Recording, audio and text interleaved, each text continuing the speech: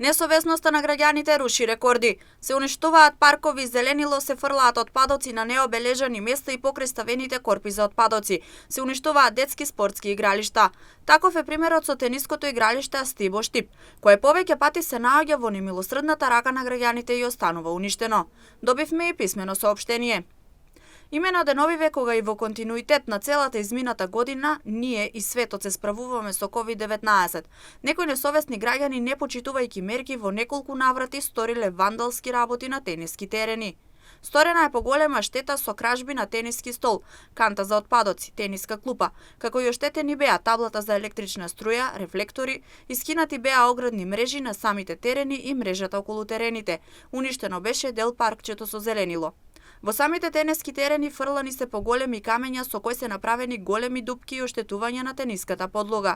Фрлани се разни дрва, искршени шишиња, керамиди, изгорени гуми и пластични столови. Исто така, наспротив трговскиот центар Елкос, во паркот постојано се шетаат домашни миленици и се вршат нужди. Се прашуваме кој зошто прави вакви вандалски работи против спортот.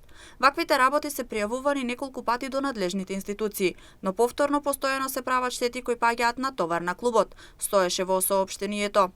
Клубот со ова соопштение излезе до јавноста со надеж дека надлежните институции ќе се заинтересираат во иднина и ќе ги спречат овие вандалисти, а истовремено ќе проработи свеста кај граѓаните дека спортските терени треба да се чуваат и одржуваат.